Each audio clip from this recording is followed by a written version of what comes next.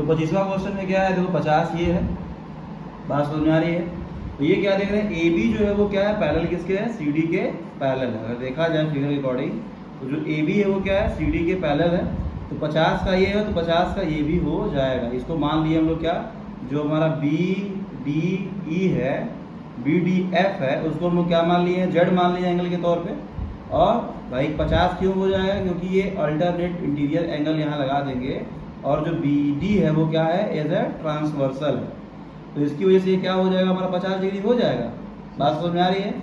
वो क्या हो जाएगा हमारा यहाँ पे बी डी जो, सॉरी यहाँ पे जो एंगल जो हमारा बी डी एफ है वो क्या हो जाएगा, जेड माने उसको, और वो क्या हो 50 डिग्री के बराबर हो जाएगा। क्यों बराबर हो जाएगा, भाई अल्टरनेट इंटीरियर एंगल के अकॉर्डिंग। अब उसके बाद देखो, उसके बाद यहाँ पे क्या है, अब यहाँ पे फिर ये जेड आया है, ये क्या होगा, इस यहाँ पे 50 डिग्री के बराबर होगा। तो यहाँ पे जो हमारा D E D F G है उसके बराबर 50 डिग्री होगा, क्योंकि ये भी क्या लगा देंगे यहाँ पे, अल्टरनेट इंटीरियर लगा देंगे। यहाँ पे क्या लगा देंगे, अल्टरनेट इंटीरियर लगा देंगे। तो 50 डिग्री इसके अकॉर्डिंग कैसे, देखो भाई ये क्या लगा दिया यहाँ पे हम लोगों ने। अब ये वाली लाइन इसके पैरेलल है, क्या है, ये वाली लाइन इसके पैरेलल है, और ये क्या हो गया, ट्रांसवर्सल।